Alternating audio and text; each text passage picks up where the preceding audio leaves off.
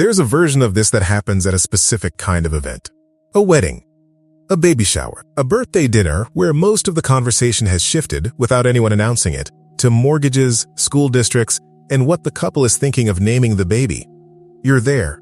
You smile at the right moments. You say the right things when someone asks how you're doing. And somewhere underneath all of that, a very quiet audit is running. One nobody asked you to start. One you didn't choose. And one that always seems to arrive at the same answer. This video is about that audit. Not about how to stop it. Not about why you should feel differently than you do, but about where it actually comes from. Because the answer is not the one most people assume. And when you see it clearly, something in the feeling shifts. Not because the circumstances changed. Because the source has finally been correctly named. Most people who feel this describe it the same way.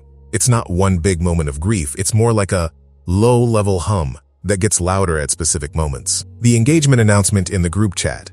The wedding invitation with a +1 option you won't use. The friend who used to be exactly where you are and now has a person, a lease, a life that looks like it has already arrived, somewhere you are still trying to find the on-ramp to. And the specific cruelty of this feeling is that it doesn't announce itself as grief. It arrives disguised as something smaller and more embarrassing. It arrives as the thing you don't want to admit to, because if you say it out loud, it sounds like jealousy, like smallness, like something you should have grown out of by now. But here's the thing that almost never gets said about it. The audit isn't the problem. The audit is a signal. And the question worth asking, the one this video is going to answer, is what exactly it's a signal of. Because when you trace that feeling back far enough, it doesn't lead to a character flaw. It doesn't lead to jealousy. It doesn't lead to something broken in you. It leads somewhere much more specific than that. And once you see where it leads, the weight of it changes. There is a script for romantic life, not written down anywhere, not officially announced, but absorbed through family dinners, through the movies you grew up watching, through the questions that started appearing around your mid-20s with a frequency that didn't feel accidental. Are you seeing anyone? Is it serious? Do you think he's the one? When are you two getting married? When are you having kids? The script has a rough timeline built into it. Dating in your early 20s. Serious relationship by the mid-20s. Engagement sometime before 30. Marriage. Then the rest. In more or less that order. And here is the part nobody says out loud. The script wasn't designed for you specifically. It wasn't designed by anyone, really. It accumulated over generations through social norms that made sense in a completely different context for people living completely different lives with completely different options and constraints than the ones you are actually navigating. Research on how relationship milestones are experienced across generations consistently shows something striking. The distress doesn't come primarily from the absence of a relationship. It comes from the perceived gap between where someone is and where they believe they're supposed to be by now. The suffering isn't the reality. The suffering is the delta between the reality and the script, which means if you've been feeling behind, what you've actually been measuring yourself against is a timeline that was handed to you before you were old enough to examine it, by people who weren't thinking about your specific life, your specific history, or the specific conditions of the world you're actually dating in. You didn't fail to keep up with a natural developmental sequence. You diverged from a social script. Those are two completely different things. So what does the timeline actually measure? Because if it's not measuring your worth, and it's not measuring your love capability, and it's not measuring whether you're someone who deserves the thing you want, then what is it actually tracking? Here is the part that doesn't get said. The romantic timeline measures one thing: conformity to a script. It measures how closely your life resembles a particular sequence of events that a particular culture decided, without consulting you, was the correct order for things to happen in. It does not measure whether you are ready for love. It does not measure whether you are capable of it.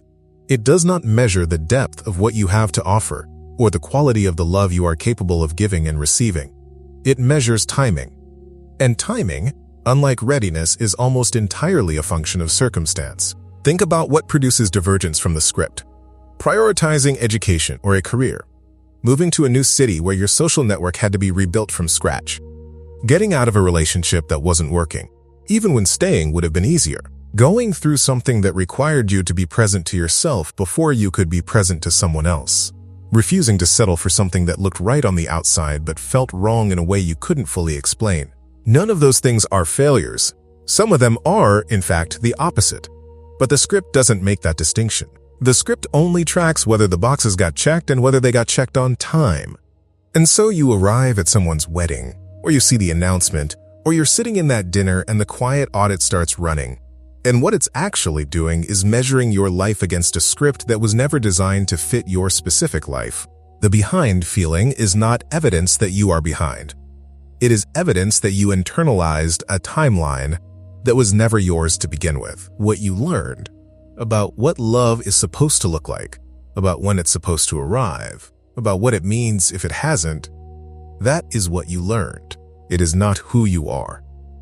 A lot of what this video is describing tends to surface at night, when it's quiet, when the audit runs loudest. If you've been sitting with this for a while and you want something to do with what's circling, not to fix it, but to actually work with it, there's a guided journal in the description called the 3 a.m. Letters. 30 prompts across 5 emotional stages, built specifically for this kind of processing. The link is in the description.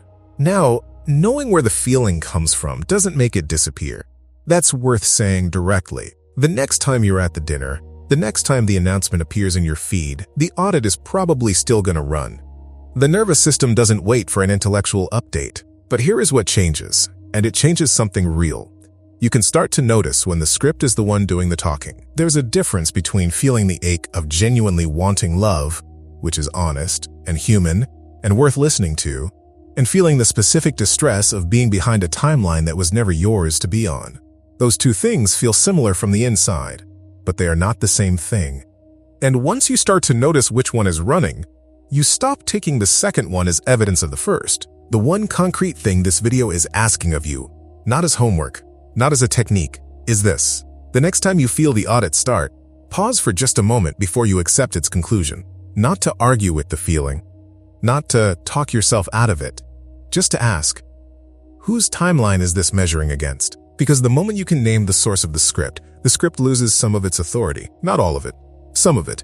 And some of it is exactly enough to start. There is also this, which is worth naming.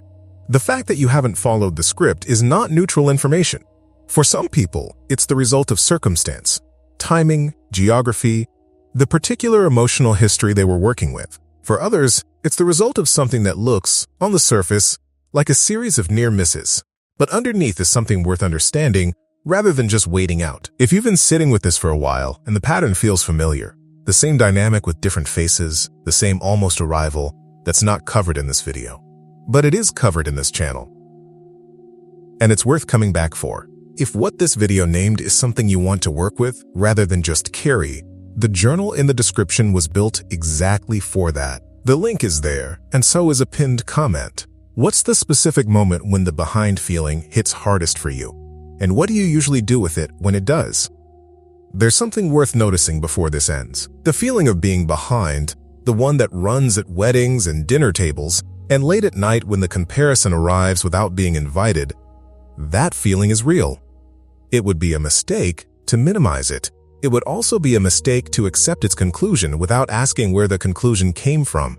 What this video has tried to do is give you the accurate source of that feeling, not to erase it, not to reframe it into something more comfortable, but to show you that the verdict it seems to be delivering is being delivered by a script, one that was written before you were born, absorbed before you had the language to examine it, and internalized so gradually that it started to feel like fact. The timeline is not a fact. It is a cultural artifact. And cultural artifacts, unlike facts, can be questioned. What you actually know about yourself, what the evidence of your life actually shows when you look at it without the script's measuring stick, is something different from the verdict the audit keeps returning. It shows someone who wanted something real enough to not take the first available approximation of it. Someone who has been present to a kind of longing that most people don't talk about honestly. Someone who is still, despite the cost of it, trying to understand something that matters deeply to them. The fact that you're here, that you looked this up, that you stayed through this video, that is not the behavior of someone who has given up. That is the behavior of someone who is still asking. And in every real change worth anything, in every person who has ever arrived at something different than the pattern that had them, it started there. Not in the breakthrough, in the refusal to stop asking. That refusal is not nothing. It is, in fact, where this begins.